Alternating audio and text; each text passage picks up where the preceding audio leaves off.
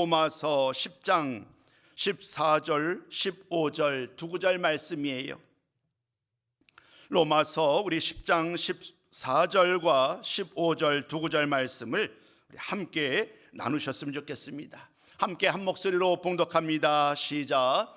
그런즉 그들이 믿지 아니하는 이를 어찌 부르리요? 듣지도 못한 이를 어찌 믿으리요? 전파하는 자가 없이 어찌 들으리요? 15절이요. 보내심을 받지 아니하였으면 어찌 전파하리요? 기록된 바 아름답도다. 좋은 소식을 전하는 자들의 발이여 함과 같으니라. 아멘. 사랑하는 성도 여러분, 반갑습니다. 참 시간이 빠른 것 같아요. 2024년 오늘이 10월의 마지막 주일입니다. 다음 주가 되면 11월, 12월 이제 두 달만 남겨두고 있지요. 오늘 그 복된 시간 주일 2부 예배를 통하여 함께 예배를 드리게 된 여러분들을 참으로 환영합니다. 이 시간 우리 주님께 주시는 말씀 가운데서 오늘 우리를 향하여 주시는 말씀이 무엇인지 잘 귀담아 듣고 또 그 주신 말씀을 통하여서 우리가 다시 한번 그 말씀 붙들고 나아가는 우리 모든 성도가 되시기를 소망합니다. 오늘 말씀의 제목은요, 복음을 전하는 자들의 발걸음입니다. 복음을 전하는 자들의 발걸음. 복음을 전하는 자들의 발걸음이 어떨까? 참으로 가벼울까? 무거울까? 아니면 기쁠까? 아니면 또 다른 여러 가지 부담 속에서 우리가 주의 일들을 감당하고 있을까? 오늘 많은 생각을 하게 됩니다. 2024년 10월 마지막 주일 그리고 11월 첫째 주일은 우리에게 교회적으로 아주 중요한 행사를 함께 준비하고 있습니다. 그것은 한 교회의 행사일 수도 있겠고 모든 교회 행사도 될 수 있겠지요.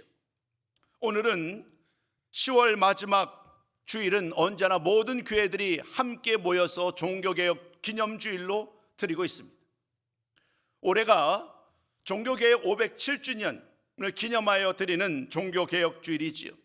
여러분이 잘 아시는 것처럼 1517년 10월 31일 마틴 루터가 그가 섬기던 비텐베르크 성당 교회에서 그 정문에 95개의 조항을, 그러니까 교황의 이제까지의 통치에 반대하는 그러한 조항을 붙이게 됩니다. 2017년이었어요. 제가 전에 섬기던 담임하던 교회에서 성님들과 함께 500주년을 맞이하여서 종교개혁지 탐방을 했었던 기억이 납니다. 그 현장을 가서 보았어요. 그 현장에 가서 보면서 그토록 중세시대의 교황 절대 권력 앞에 말씀도 사라지고 교황이 하나님의 마치 절대적인 지위를 차지하고 있던 그 시대 가운데 마틴 루터가 선포했던 그 말씀이 또 다른 길을 열게 하였고 우리 개신교가 시작되었던 그런 출발점을 우리는 잘 알고 있습니다. 그 이후로 모든 교회 모든 성도들은 이 10월의 마지막 주간을 종교개혁 기념주일로 정하고 지키고 있습니다. 벌써 507주년이 되어서 함께 이 말씀을 나누고 있습니다. 오늘 종교개혁 기념주일로 함께 드리고 있지요. 또 다음 주는 우리가 함께 기도하면서 준비해왔던 새생명 전도 축제로 모입니다. 한 생명을 살리는 일, 전도 대상자를 작정하고 그들을 위해 기도하고 그들을 만나고 그들을 초대하고 또 그들에게 다시 한번 새생명 전도 축제를 함께 하자고 말씀을 전하는 이 과정들은 사실 쉬운 과정만은 아닙니다. 그들이 과연 우리의 초대에 응할지 함께 예배에 참석할지를 우리가 확신할 수 없기에 또 우리가 전했던 그 모든 말을 듣고 그들의 마음이 열릴지 아니지 알 수 없지요. 그러나 그럼에도 불구하고 우리는 이 두 가지 종교개혁 기념주일과 더불어 또 새생명 축제를 준비하면서 하나님께서 예배해 놓으실 그 놀라운 은혜를 사모하며 기대하면서 이 주간을 보내고 있습니다. 먼저 종교개혁 기념주일과 관련해서 한 가지 좀 나누고 싶은 말씀이 있습니다. 종교개혁 기념주일 할 때 이 개혁이라는 이 말을 리포메이션이라고 하지요. 혁명이란 말과 개혁이란 말을 구분할 필요가 있습니다. 혁명이란 말은 주로 이런 의미지요. 과거를 다 부정하는 거예요. 과거 모든 것이 다 잘못되었다라는 이유로 뒤집어 엎어버리는 것, 이것이 바로 혁명이지요. 예를 들면 프랑스 대혁명, 우리가 잘 아는 것처럼 과거의 모든 것들이 다 잘못되었다고 하면서 부정하고 뒤집어 엎어버리는 것이 혁명이라고 한다면, 개혁은 좀 다릅니다. 개혁은 부정하는 것이 아니라 변질된 것을 바로 잡자는 거예요. 이전에는 옳게 시작을 하였는데 시간이 지나오면서 무엇인가가 변질되고 말았다는 거예요. 그래서 그 변질된 것을 없애고 다시금 과거로, 좋았던 과거로 돌아가자는 것, 이것이 바로 개혁의 의미지요. 종교 개혁이라는 말씀, 이 말씀 속에서 우리가 가장 중요한 것은 바로 이 초대교회의 그 순수했던 신앙으로 돌아가자는 거예요. 사도행전 말씀을 통하여 우리는 초대교회가 모든 성도들이 얼마나 산마음으로 주의 말씀을 의지하면서 모든 것, 내 것 가리지 아니하며 교회를 위해서 충성하며 헌신하며 봉사했던 일들을 기억을 합니다. 16세기 이르러 종교개혁자들은 지금 그 이야기를 부르짖는 거예요. 우리 모두 그 순수했던 신앙으로 돌아갑시다. 온갖 욕심으로, 무력과 세상의 정욕과 또 세상의 성공이라는 이런 모든 욕심에 사로잡힌 나머지 말씀에서 멀어진 우리들의 모습을 돌아보며 우리 모두 말씀으로 돌아가자. 오직 성경으로, 오직 은혜로, 오직 믿음으로, 오직 그리스도로, 오직 하나님께 영광을 돌리는 그 초대교회의 그 순수했던 신앙으로 돌아가야 합니다라고 외쳤던 그 놀라운 외침이 바로 종교개혁이었습니다. 오늘 이 말씀은 우리에게도 큰 울림으로 다가옵니다. 507년이 지난 오늘 과연 우리들의 모습 속에서 얼마나 순수했던 그 신앙의 말씀을 붙들고 살아가고 있는가? 오늘 우리의 삶 속에서도 과연 그 순수했던 신앙을 따라 오늘도 살아가고 있는지를 다른 사람이 아닌 오늘 나를 향하여 질문하시고 그 질문에 답을 구해야 할 것입니다. 초대교회 성도들이 그 순수했던 신앙을 따라 살아가는 많은 일들이 있습니다. 그 중에서 한 가지, 초대교회 성도들은 가장 무엇보다도 복음을 전파하는 일에 힘을 썼습니다. 복음을 전하는 일은 그들에게 가장 중요한 일이었기에 언제나 복음을 전하는 일을 힘써왔지요. 복음, 좋은 소식, 기쁜 소식으로 우리가 알고 있는 그 복음은 하나님께서 우리 인간을 구원하기 위하여 예수님을 통하여 알려주신 기쁜 소식이 바로 이 복음입니다. 우리를 구원하기 위하여 예수님을 통하여 주셨던 그 기쁨의 소식, 그러므로 복음의 핵심은요, 이 두 가지지요. 첫 번째는 예수님이고 두 번째는 구원입니다. 예수님 그리고 구원이라는 이 두 가지 핵심을 우리가 빼놓을 수 없습니다. 많은 말씀을 보면 언제나 초대교회 성도들은, 사도들은 이 이야기, 예수님을 증거하는 일, 그리고 복음을 전하는 일, 그리고 그 모든 일을 통하여 구원을 받는 일들을 늘상 힘주어 말씀을 전하였습니다. 대표적인 구절이 사도행전 4장 12절 말씀이지요.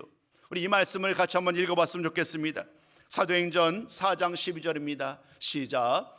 다른 이로서는 구원을 받을 수 없나니 천하 사람 중에 구원을 받을 만한 다른 이름을 우리에게 주신 일이 없음이라 하였더라. 아멘.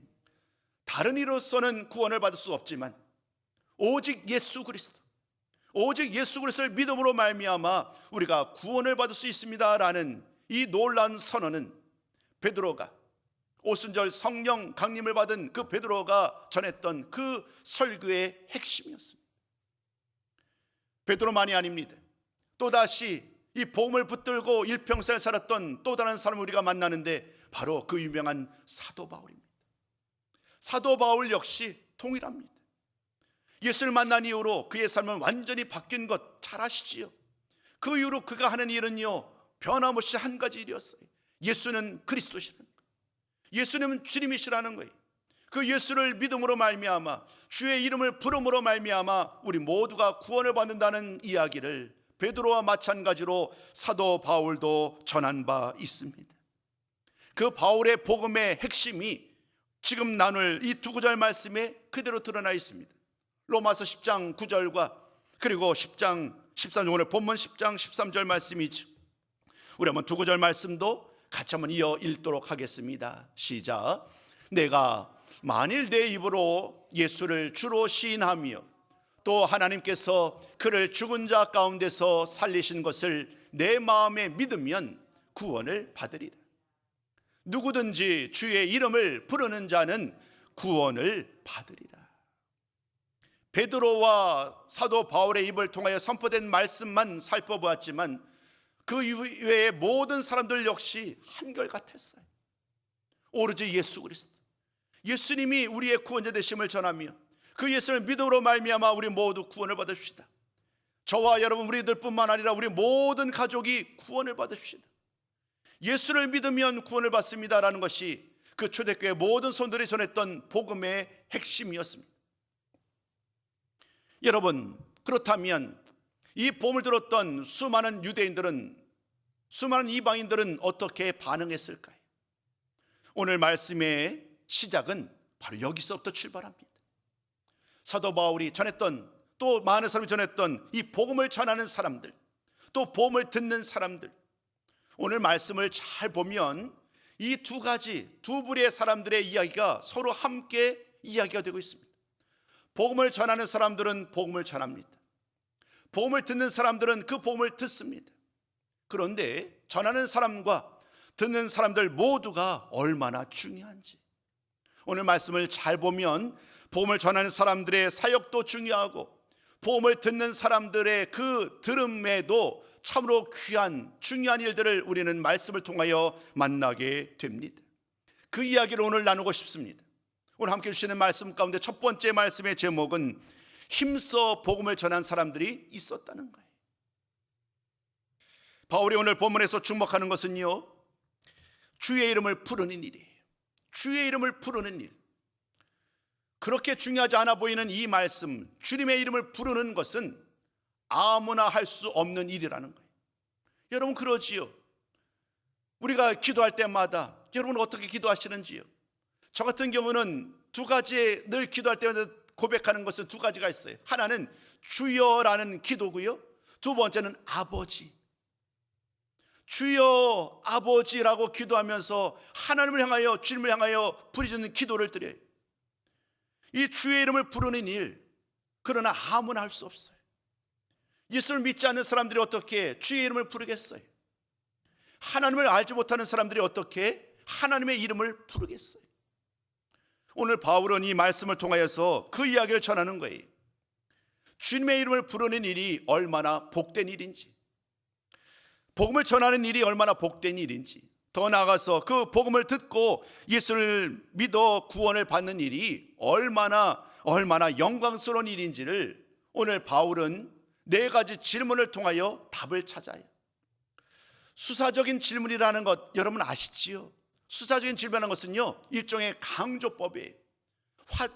이 저자가 내가 뭔가를 강조하고 싶어요.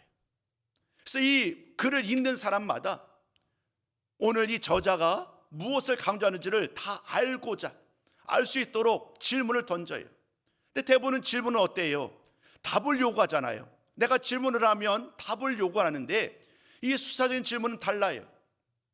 의문문으로 질문을 던지지만 굳이 답을 구하지 않아요. 나도 상대방도 이미 그 답을 알고 있기 때문이에요. 그러나 이러한 표현을 통하여서 그 질문이 얼마나 중요한지를 오늘 이 글을 쓰는 사람이나 읽는 사람이나 알게 하지요. 사도 바울 역시 마찬가지였어요. 오늘 우리가 나눴던 14절과 15절 말씀은 총 4가지 질문으로 구성되어 있어요.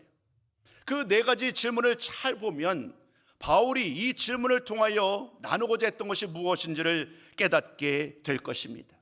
그 4가지 질문들을 화면에 제가 하나씩 준비해 보았습니다. 우리 한번 그 질문이 화면에 질문될 때마다 같이 우리 한번 질문해 보았으면 좋겠어요. 함께 읽어봅니다. 시작.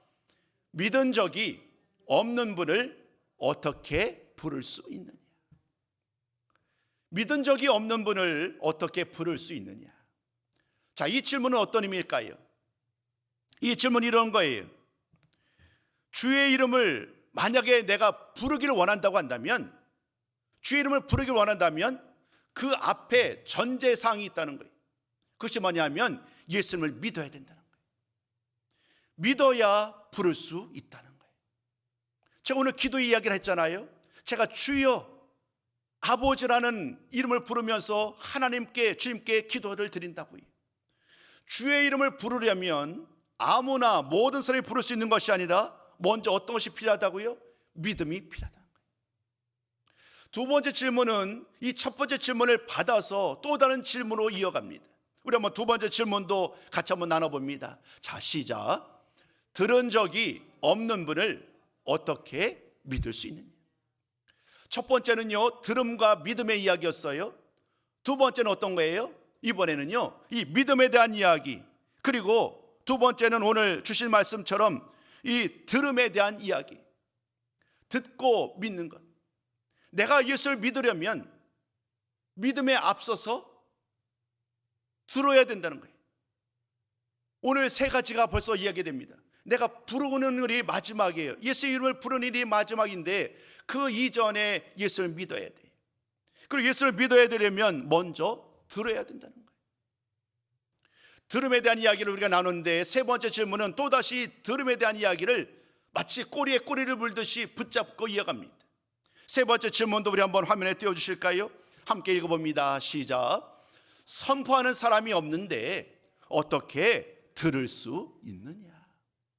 내가 들으려면 누군가가 전해야 된다는 거예요. 누군가가 선포해야 된다는 거예요. 누군가가 선포해야 내가 들을 수 있다는 것이지요.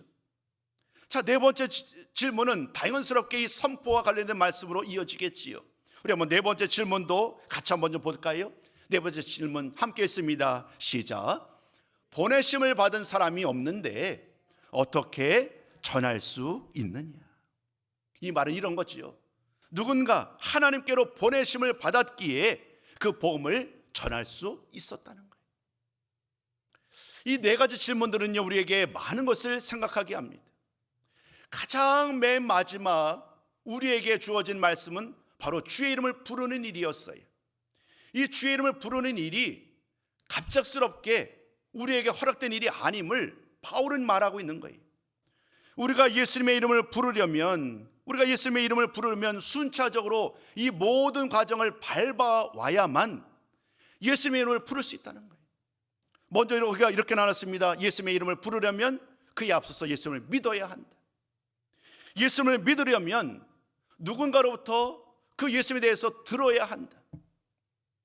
예수님을 들으려면 누군가가 나에게 그 예수님을, 복음을 전해야 한다.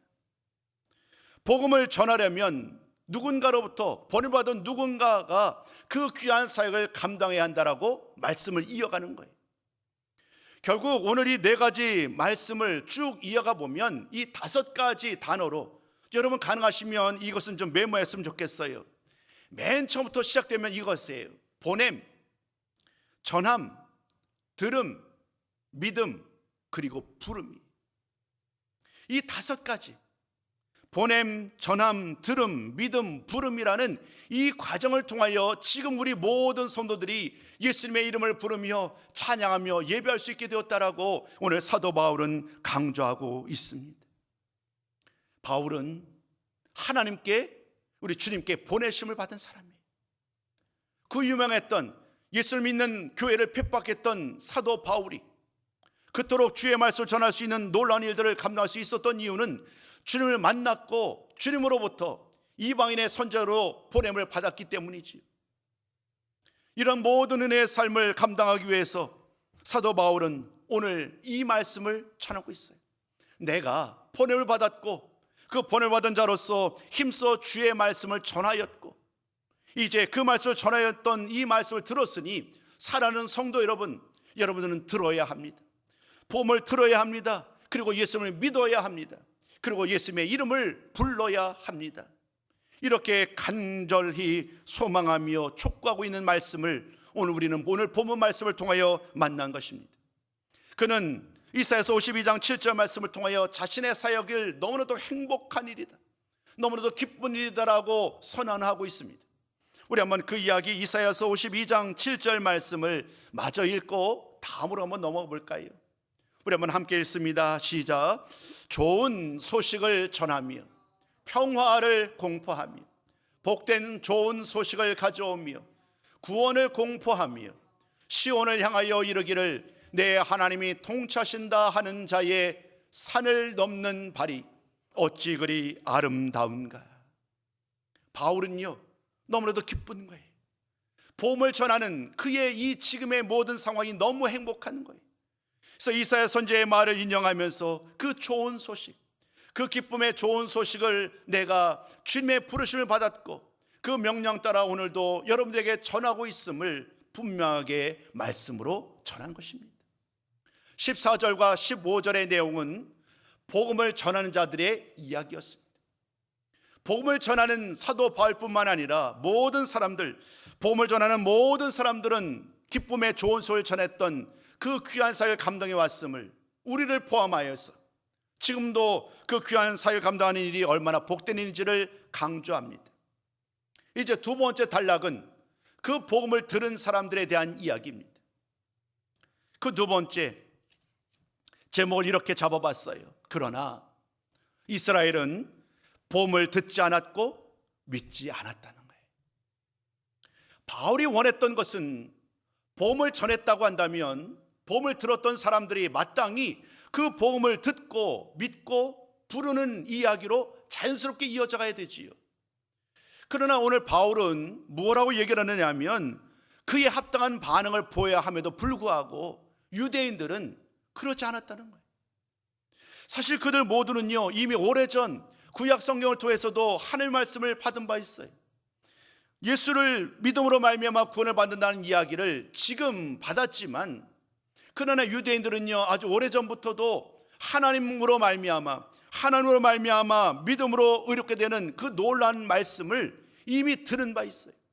오늘 기도 가운데 그런 기도를 드렸습니다마는 아브라함을 통하여서 이미 그가 하나님의 믿음으로 말미암아 의롭게 되었고 구원을 받았다는 사실을 누구보다도 유대인들은 먼저 들어 알고 있었어요. 시간이 흘러갔습니다.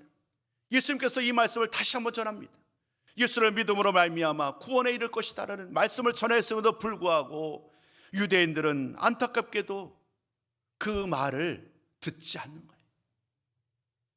오늘에 나눴던 보냄, 전함, 들음, 믿음, 부름의 이야기를 우리가 다시 한번 언급해 보자면 듣지 않으면 믿을 수 없어요. 듣지 않으면 믿을 수 없는 거예요. 그런데 지금 안타깝게도 유대인들이 그 말씀을 복음을 전하는 자들이 기쁨의 좋은 소식을 전하였음에도 불구하고 그들이 듣지를 않는 거예요. 듣지를 않은 결과로 오늘 사도 바울은 뭐라고 얘기하냐면 그들에게 먼저 주어졌던 이 복음의 은혜가, 유대인들에게 주어졌던 이 복음의 은혜가 그만 그들에게서 떠나고 말았다라고 말을 합니다. 복음에 순종하지 않았던 그 결과로 말미암아 모든 책임이 그들에게 돌려졌다는 거예요. 그들은 주장합니다. 유대인들이 말하는 거예요. 나는 들은 바 없다는 거예요. 하나님께로 보냄을 받은 사람이 없기에 그들이 전했던 말을 내가 들은 바 없고, 그렇기 때문에 내가 예수님을 믿을 수도 없었고 내가 예수님을 전할 수도 없었다, 주의 이름을 부를 수도 없었다라고 이야기를 합니다. 주장을 하는 거예요. 그러나 그들의 주장은 사실이 아니지요. 이미 오래전부터 그들은 하나님의 말씀을 들었고 주의 말씀을 들었던 사실을 그들은 애써 부인하는 거예요. 책임을 회피하려고. 그러나 오늘 바울은 분명히 말을 합니다. 그들은 말씀을 들었고 마땅히 그 말씀을 들었기에 그에 합당하게 믿음으로 반응을 해야 하지만 그들은 그러지 않았다는 거예요. 오늘 바울은 그 모든 책임을 그들에게 돌립니다. 복음을 전하는 자들은 힘써 복음을 전했지만, 그러나 복음을 듣는 자들이 그 말씀을 기쁨으로 받아들이지 않았기에 오늘 유대인들에게 허락됐던 이 구원의 역사가 그만 유대인이 아닌 이방 사람들에게로 바뀌게 되는 결과를 초래했다라고 말을 합니다. 그 이야기가 오늘 16절 이하 17절까지의 말씀의 내용이었습니다. 이런 모든 말씀을 통하여 우리는 마지막 세 번째 결론에 이르게 됩니다. 이 세 번째 말씀, 하나님은 여전히 복음을 듣고 믿고 구원받기를 원하신다는 거예요. 비록 유대인들은 실패하였지만 이방인들에게도 복음의 우선순위가 바뀌어서 그들에게 선포의 말씀을 주어졌지만 유대인들 중에서도 이방인들 중에서도 여전히 주의 말씀을 들었음에도 불구하고 그 말씀에 화답하지 않은 사람들이 있었습니다. 들었음에도 불구하고 믿지 않았고 주의 이름을 부르지 않았던 이런 많은 과정 속에서 오늘 우리는 가장 중요하게 하나님의 놀라우신 사랑을 만나게 됩니다. 오늘 우리가 찬양을 드렸잖아요. 304장 하나님의 그 크신 사랑. 그들이 불순종하며 그들이 하나님의 말씀과 주님 말씀을 듣지 않았음에도 불구하고 하나님의 넘치는 사랑과 하나님의 은혜는 결코 그들을 포기할 수 없는 거예요. 그렇기 때문에 여전히 그들로 하여금 하나님께로 돌아오기를 원하십니다. 하나님께로 돌아오기를 원하시며 비록 그들이 복음을 거부하고 순종하지 않았지만 이렇게 사도 바울은 말합니다. 복음이 여전히 지금 그들 가까이에 있다고요. 복음이 멀리 떨어져 있어서 내가 그 복음을 들을 수 없다라고 또다시 이 사람들이 또다시 책임을 전가할까 봐 오늘 바울은 말합니다. 복음이 지금 바로 우리들 옆에 있다고요. 복음을 듣지 않는 것은 그러므로 누구의 책임일까요? 복음이 지금 내 눈앞에 있어요. 복음이 지금 내 앞에 있고 내 마음에 있어요. 그리고 복음을 영접하지 않는 것은 모두 다 나의 문제라는 거예요. 우리 한번 그 말씀 한번 나눠볼까요? 우리 오늘 본문 말씀 우리가 14절 15절 읽었습니다마는 10장 8절과 9절 말씀이 제가 지금 설명드렸던 내용이에요. 우리 한번 그 말씀 같이 한번 읽어보았으면 좋겠습니다. 10장 8절과 9절입니다. 함께 읽습니다. 시작. 그러면 무엇을 말하느냐?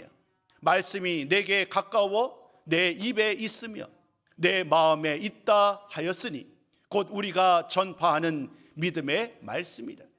내가 만일 내 입으로 예수를 주로 시인하며 또 하나님께서 그를 죽은 자 가운데서 살리신 것을 내 마음에 믿으면 구원을 받으리라. 8절 다시 한번 좀 띄워주시겠어요? 8절 보면 이렇게 말을 합니다. 주의 말씀이 가까워서 내 입에 있다고요. 내 마음에 이미 있다고 말을 합니다. 왜냐하면 복음을 전하는 사람들이 믿음의 말씀을 이미 선포했으니까요. 오늘의 우리의 얘기를 하자면 길을 지나갑니다. 길을 지나가는데 누군가가 예수 믿으세요. 예수를 믿으면 구원을 받습니다라는 말씀을 선포합니다. 그 말씀이 지금 내 마음에 온전히 뿌리 박혀서 예수를 영접하지는 않았지만 그들은 이미 그 말을 들은 거예요. 그 누군가의 전했던 그 말을 이미 들었고 그 마음에 그 복음이 이미 자리하고 있는 거예요. 오늘 바울은 그 말을 전합니다. 몰랐기 때문에 내가 예수를 찾지 않았고 몰랐기 때문에 내가 예수를 믿지 않았다는 그 어떤 핑계도 결코 용납되지 않음을 오늘 바울은 분명하게 이야기합니다. 사는 성도 여러분, 오늘 제가 이 말씀을 준비하고 나누는 이유가 있습니다. 507주년 종교개혁 기념주의를 통하여서 우리가 초대교회의 그 수수했던 신앙으로 돌아가자고 할 때에 가장 먼저 기억할 것이 바로 이 복음이었어요. 또 다음 주 우리가 새생명 전도 축제를 통하여서 많은 사람들을 죽게 인도할 때에 그건 역시 우리가 가장 중요한 것이 바로 복음이었어요. 복음을 전하는 일, 기쁜 소식을 전하는 일들은 이토록 앞과 뒤를 하나로 이어지게 됩니다. 우리는 그동안 함께 주의 말씀을 붙들고 복음을 전하는 이 귀한 사역을 감당해 왔습니다. 힘써 주의 말씀을 전합니다. 예수 천당 불신지옥이라는 그 전철 타는 그 사거리에서 만났던 많은 분들의 그런 외침뿐만 아니라 우리는 길거리에서 예수 믿으세요, 아니면 비록 입술로 전하지 않았지만 작은 선물을 전하면서 예수를 믿는 것이 얼마나 큰 은혜인지를 함께 마음을 다하여 나눈 바 있습니다. 그러나 우리의 마음과 우리의 생각과는 다르게 그 복음을 들었던 사람들의 반응은 뜨뜻무지근하지요. 그들의 반응은 알 수 없습니다. 그러나 그럼에도 불구하고 그들이 듣지도 아니하고 또 받지도 아니하고 믿지도 않고 순종하지 않았다는 이유로 복음을 전하는 일을 멈출 수 없는 것입니다. 오늘 말씀을 통해 다시 한번 예수 그리스도를 믿음으로 말미암아 구원에 이르게 되는 이 복음의 기쁜 소식을 전하는 일, 그 복음을 받는 사람들이 어떻게 반응하든지 상관하지 아니하고 더 힘써 주의 말씀을 전할 수 있는 우리 모든 성도가 되시기를 주의 이름으로 축복합니다. 모든 말씀을 마무리하면서 저는 여러분들에게 하나님께서 이사야를 불렀고 이사야가 그 말씀에 반응했던 그 이야기로 말씀의 결론을 내리고자 합니다. 화면을 좀 띄워주셨으면 좋겠습니다. 오늘 제가 여러분들에게 파란색 질문을 여러분에게 질문을 드릴 것입니다. 그러면 여러분들은 빨간색으로 답했던 그 말씀으로 화답을 하시면 됩니다. 이사야서 6장 8절 말씀을 표준 세번역 성경으로 화면에 준비했습니다. 까만 말씀은 같이 읽고요, 파란 말씀은 제가, 빨간 말씀은 여러분들이 읽으시면 되겠습니다. 이해되셨지요? 우리 한번 같이 한번 시작해 볼까요? 우리 처음 시작을 같이 합니다. 시작. 그때에 나는 주님께서 말씀하시는 음성을 들었다. 내가 누구를 보낼까? 누가 우리를 대신하여 갈 것인가? 내가 아뢰었다. 아멘. 마지막 말씀 우리가 같이 한번 고백합니다. 시작. 제가 여기에 있습니다.